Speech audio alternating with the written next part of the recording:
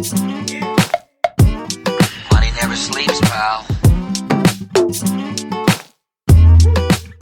Hey there, welcome to episode 48 of Money Never Sleeps, a podcast that looks inside the head of entrepreneurs and at what makes them do what they do. I'm Pete Townsend, your co-host of Money Never Sleeps, along with Owen Fitzgerald, but with our guest co-host, Paul Smith, stepping in this week. This episode of Money Never Sleeps is kindly sponsored by Ireland's fintech and financial services recruitment specialists, Top Tier Recruitment. If you or a colleague need help attracting and retaining great talent for your fintech or financial services company, we highly recommend you have a chat with the team at Top Tier Recruitment as they really know their stuff. You can find them at toptierrecruitment.com and tell them we sent you. In this episode, we talk to Paul Nunan, Managing Director of Link Asset Services here in Ireland, one of the most well-respected players in the investment funds industry. And I think that his entrepreneurial tendencies have something to do with his success. I've known Paul for a very long time, but we've never really talked about what makes him do what he does. So what better way to figure it out than by featuring him on episode 48 of Money Never Sleeps.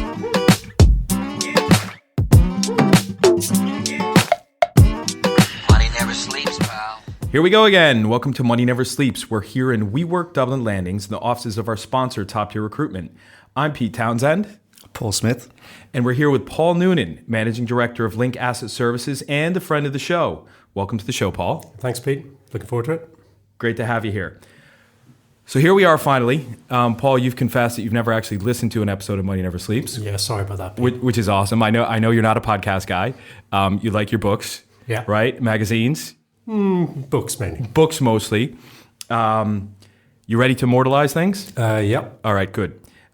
So you and I intersected professionally 16 years ago I think we actually met in either Boston or Bermuda. It was in Boston. Boston, yeah. When we went up for that training program together. You were late by about 6 hours. I was. We worked together for 2.5 wonderful years. And then we went down parallel paths for the next 10 years and then went in completely different directions. Along the way, we talked a lot about starting businesses, about what makes businesses tick. A lot of that time over sushi, some of the time over very good quality hoppy beer from Ireland, from the US. But anyway, for our listeners, though, tell us about your journey to this point. Yeah, well, I consider myself incredibly lucky. I entered the asset management industry out of college, did a postgrad, and as part of that postgrad, I did a 3-month work placement in Barings Asset Management here in Dublin. I could have ended up in insurance, could have ended up in banking, but I ended up in asset management. So that 3-month work placement became 2.5 years. And I do consider myself lucky because, one, the company I worked with was one that it was a great training environment. It taught me everything, well, not everything I needed to know, but certainly put me on the right path. And also I was incredibly lucky to join an industry that was growing. So I think maybe at the time there might have been a couple of thousand people in the asset management services industry in Ireland. There's now over 16,000 people. So joining an industry that is growing and has grown has been hugely beneficial for me. And what's been your place in that over the last 15 years or so? 23 years now. It started off at sort of, as you'd expect, at sort of junior levels. Worked my way up in Barings. I did some time abroad. Worked there, came back in the industry, joined a relatively new startup company. Worked there for a number of years. Again, that was Hemisphere. That was Hemisphere, yeah. Which a lot of people in the industry have, worked in and have done well for having spun out of Hemisphere. And that was another great learning environment and another great place to sort of understand the industry and continue my development. Yeah, we had Karen Malone on Money Never Sleeps. We worked with her at Hemisphere way back in the day, and she obviously was one of the co-founders of Centaur. We had her on episode 6 way back at the beginning when we were still recording in Dogpatch Labs. Very good. So she shared her story, and I think we did talk about you on that episode. Oh, dear. And about that time, we went into Karen's office in George's Quay here in Dublin. Yeah. When we had those ledger breaks, if you remember. I do. Yes. I try to forget them, yes. But yeah. And you and I were like, listen, it's not our fault. Right? We did nothing wrong. These were the people that came before us. And Karen's like, sorry, guys, your responsibility now, you sort this out. Yeah. And she made that very clear that accountability counts, which is Centaur's logo. And I can't believe I just came up with that. Yeah, she stole it from me. She's, did she? So when you made the move, Paul, from hemisphere management in the funds industry here, acquired by Bice's Hedge Fund Services, that's where you and I were working together mostly, and then you made the leap into what is the Link business today, but it was the Capita business back then. Tell us about that. Yeah, well, look, something I've always wanted to do is do something from the start. You know, you can start with a blank piece of paper and see what you can build from there. So the opportunity came to set up what is now the Link business in Ireland, two companies, a fund administration business and a Manco, management company business in Ireland. And we set that up in 2006, which is what I always say is a wonderful time to set up a financial services industry. You know, it was going great for 12 months and then financial crisis hit. So I suppose you learn a lot going through that crisis. Number of funds, number of clients that we had, number of opportunities was minimal. You make yourself lean very, very quickly. Yeah. And once you survive that, you're generally quite well set for the future, and that's what happened to us. So, but the reason I left, which was very difficult, was to do something from start, and it's incredibly enjoyable building something from scratch and seeing it grow, and that's something I've always wanted to do. You've got there's a good analogy there, Paul, with kind of your background coming out of what was a very operational and technical function that you were part of before you made the leap to start up the Capita business here with a blank sheet of paper, like you said, and moving into, there is a strong operational technical component of setting that business up, but you're setting up a business. Yeah. And there's a commercial element of that, which is you're the head of sales as well as the head of the business, right? So how was that transition, right? From having everything, pretty much laid out for you when you walk in the door each day of a corporate office to, okay, I've got to get this business set up. There are people that are waiting for me to do this. Yeah. And then I've got to actually start selling. For me, it was hugely enjoyable. The hardest bit was actually sort of deciding to remove myself as much as I could from my core competency and say, right, I was an operations guy. I'm no longer an operations guy. I need to hire somebody to do that and concentrate on the bit that I can do to grow the business. And, while I was operations, I did have a lot of client focus in my previous roles. And selling is about clients. It's getting in front of them, it's building a rapport, building a relationship. And that was it wasn't necessarily easy to do, but it was really enjoyable. And it was just had to be done. I know some of the work that we do with startups, one of the hardest things that I see is for an entrepreneur to step away from a technical competency to move into something else to grow the business. How hard is that? It's difficult because it's a comfort blanket, right? It's something difficult hits your desk, hits your email, and you go, well, hang on, I prefer to work on what I know, what I'm good at. It's very difficult to actually know somebody else can do this, and I have to focus on the difficult bit. So, it's not easy, but pretty soon, and particularly if you've got an operational background, the people who are doing the operational day-to-day basis becomes stronger than you and better than you. So you move away from that and you move on to something else. And it's just natural progression. It must be a strong element of trust almost in terms of the people that you hire. Yeah, no, it is. And, when you, with any startup, I'm sure it's the same. You need to hire the right people from day one. And I'm very comfortable. That's what I did. And those people are still with me. I'm very, proud of that. And, I respect those people so much. My management team have been with me 10, 11, 12 years in some cases, since 2006. I'm either too nice to them or to pay them too much, or they actually enjoy working for me. I haven't decided yet, but it's getting the right people underneath you is really key, and being able to walk away from necessarily say what you feel comfortable with, and looking at the bits that are really important to drive the business forward.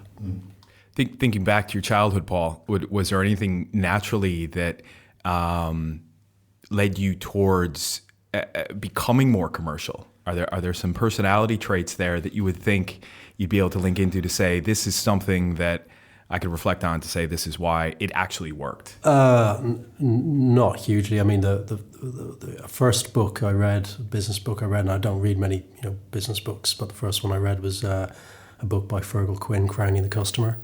And I love that book. And it, again, in a lot of things regards to sales and marketing, it's common sense, right? And Fergal Quinn's book was about common sense, but no one had done a lot of what he'd done before. So I think that was something that sort of made me look at becoming an entrepreneur or setting up my business at least once, setting up something from scratch at least once. Mm-hmm. That was helpful. In regards to personality traits, wow, I suppose one thing I've always been is I've never taken something and that's repetitive and not looked to improve it, right? So whether it's doing an NAV, whether it's doing monthly reporting, I look at the last monthly report I do and I say, well, how do I make it even a little bit, 5% better than it was last time? And I suppose it's something that I'd encourage anybody to do starting off is, don't just do the same thing over and over again, constantly look to improve it. That might be higher quality, better accuracy, quicker than you did it last time. And that's something that I've always had, and I think that's really stood to me. Is it that kind of incremental change, that kind of drive for incremental change and constantly looking to improve? How do you instill that into people that work with you?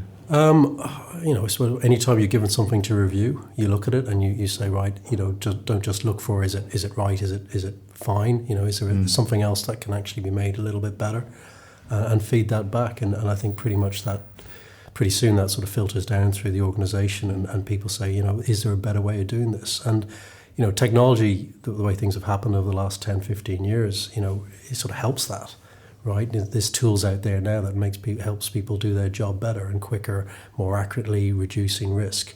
And that's you need to be in that mindset now in the world we live in, because what happened yesterday isn't necessarily the way to do it tomorrow. If you think about, like you mentioned, you've been abroad here and there in terms of work. Mm-hmm. The places that you've been, and comparing that to working here in Ireland. Yeah.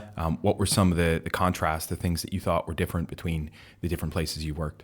Different places to work. I mean, I think Ireland is hugely, and Dublin particularly is a hugely positive work environment. I mean, what's interesting, I did work in Australia for a year back in 99, 2000, and I felt that the way they worked was maybe a little bit more advanced than we were in Ireland. And however, I went back last May, and I think it's completely changed. I think in regards to how we embrace technology here in Ireland, how we deal with HR issues, how we're moving towards some more things like agile working, flexible working.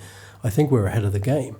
When I talk to a lot of people who work for me who come from other countries and work in Dublin, and even clients who come over and spend some time here, that they're hugely positive about Dublin as a workplace and Ireland as a workplace. And I think the energy and buzz you get around when walking around the Docklands area in Dublin is really exciting. Absolutely. I think that there's definitely some great things going on here. I think there was recently, for the funds industry itself, there was a report that was put out by a group called Indicon. Yeah. That Irish funds sponsored, I believe. Irish Funds, the big industry association here in Ireland for the investment funds industry.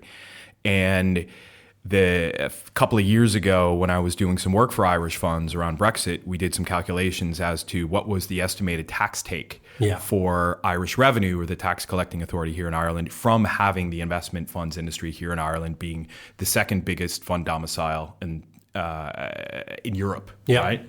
And one of the leading international fund hubs. And I think Indicon came out with something like 840 million per annum in terms of the tax take per year. Yep. I think we were somewhere around 500 million in terms of our off-the-cuff calculations. Now, we got a bit scientific when we did that, but it was nice to see that actually come out, because at the time, 2 years ago, when that first was talked about, it was like, all right, well, we don't know how much media noise we want to make around this because, well, the numbers are not justified yet. Yeah. But it's great that when they justified it, it came out a little bit higher. It is a very important part of the economy here in Ireland. Yeah. And Ireland's always punched above its weight in terms of financial services for a country of only 5 million people.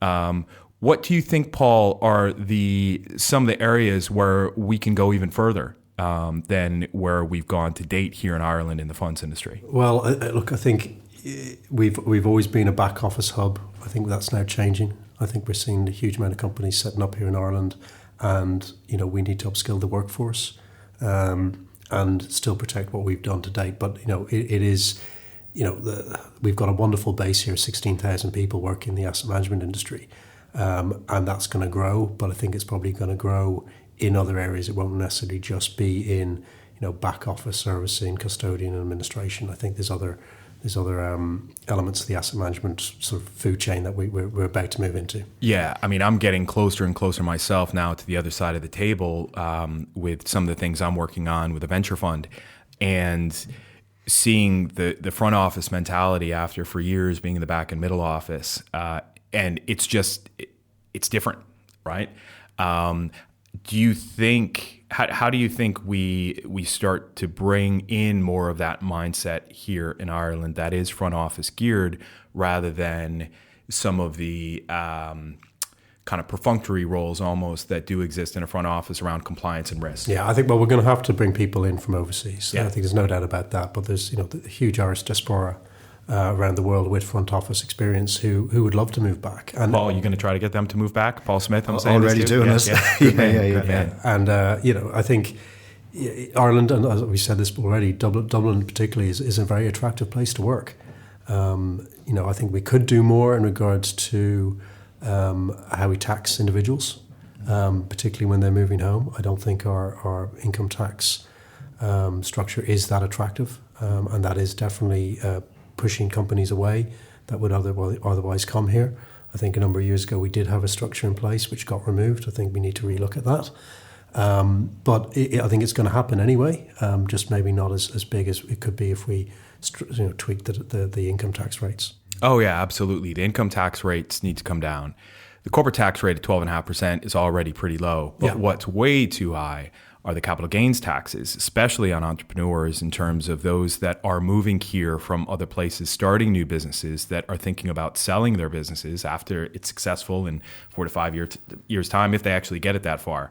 And then the employee stock option plans as well, and kind of some of the more restrictive calculations around that can make it difficult for employees to participate in the upside of a startup. So I think there's a number of things that need to be done, but there is already such great infrastructure and a great environment here, and very incredibly business friendly, that we're in a good place. Are you traveling a lot these days? I do. I'm probably London at least twice a month, bit of US a couple of times a year, mainland Europe. Yeah. Okay. How many days a week are you on the road? Probably on average, about 1 or 2 days a week. Okay, all right. And how do you manage that work-life balance really between everything you've got going on at home and everything you've got going, not only as the managing director of Link Asset Services, but also as a visibly active ambassador for the Irish brand? Yeah, look, I think the way work's changed over the last few years has made it much easier.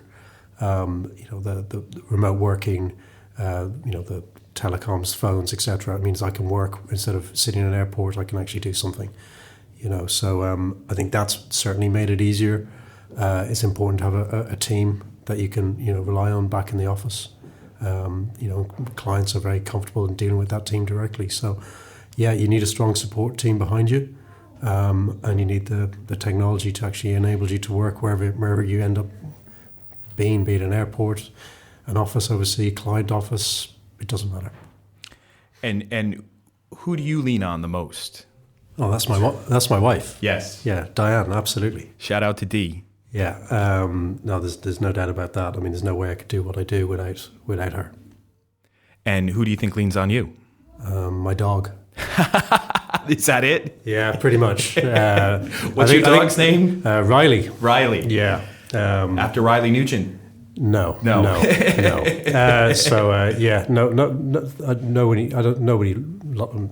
leans on me. So apart from the dog. But you do have a history in rugby.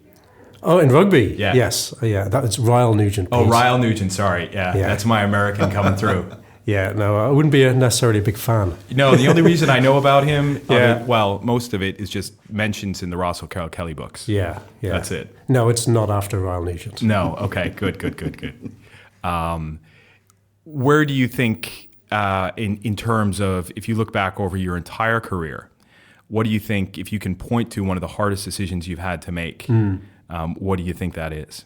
Look, I've been in 3 companies over 23 years. The hardest job has been leaving the previous 2. That's never an easy decision, and it should never be an easy decision. I mean, we see it a lot. We see CVs hitting our desk where people are jumping every 6 months, 9 months, 12 months. And I don't understand that. When you join a company, it should be, I think it should be the last job you ever take. And that's what you want it to be, and you need to give it a go. But in saying that, there sometimes comes a time when it's the right time to leave. So leaving Hemisphere was probably the most difficult decision I had to make.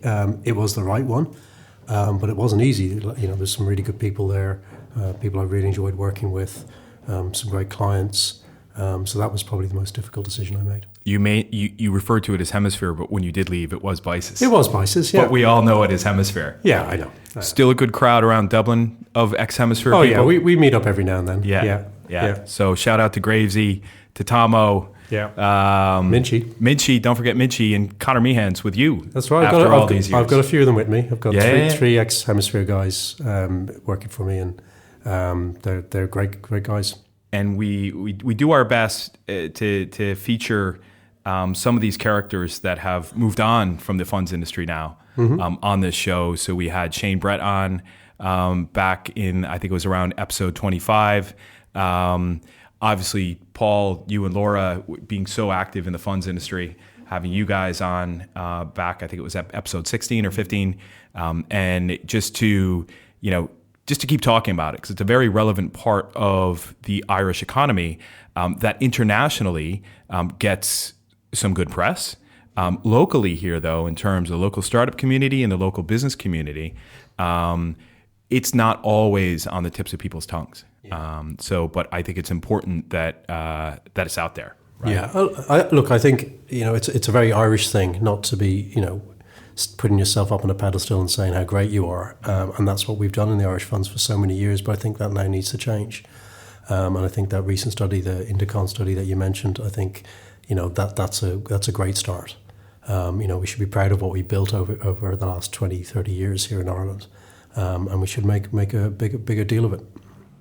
So we're at the point of the interview where I know that if Owen Fitzgerald were here, he got called away for all our listeners. That's why our erstwhile substitute co-host Paul Smith has stepped in today. Thank you again, Paul. Paul, what would be something that people wouldn't expect to know about you? I'm allergic to cats. Does that count? So interesting. Yeah. Now, allergic to cats, colorblind. I can juggle. You can juggle. Yeah, that's 3 things that most people wouldn't necessarily know about me. Which one would be your favorite? Being allergic to cats, being colorblind, or juggling? Juggling's actually, it's something I do enjoy every now and then when I'm stressed. Yeah. And just for all of our listeners, Paul thought that when we were going to interview him today that we were going to get a video, so he stressed quite nicely today. Thank you. If we could actually do the video, we would get him juggling. And we would push that out over social media. I have to ask, what do you juggle? Everything. Everything. Yeah. Except fire. Metaphorically and physically. All right, Paul. Well, thank you very much for coming on the show. It was great to have you here. And I know we will see you again soon. Thanks, Pete.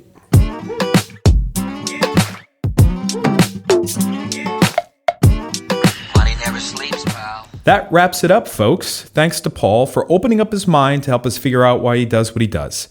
Remember, if you or a colleague need help attracting or retaining great talent for your fintech or financial services company, get in touch with the team at Top Tier Recruitment, as they really know their stuff.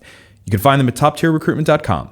To learn more about Paul and Link Asset Services, you can check them out on linkassetservices.com or follow Paul Nunan on LinkedIn. If you like what you heard today, please subscribe to Money Never Sleeps on iTunes and leave us a 5-star review. You can also subscribe via our website to channels like Spotify and Stitcher, so just go to the subscribe page on moneyneversleeps.ie and follow the links. If you're searching directly on iTunes or Spotify, Money Never Sleeps is spelled as all one word. For more info and links, check out the show notes on moneyneversleeps.ie. You could drop us a line on info@moneyneversleeps.ie or at MNS Show on Twitter. As for me, I increase the odds of startup success. DM me on Twitter at PeteTownsendNV if you want to know more. And you can follow Owen on Twitter at OwenFitzgerald9. Finally, thanks to Conan Brophy from Create Sound for editing this podcast. Till next time, thanks for listening. See ya.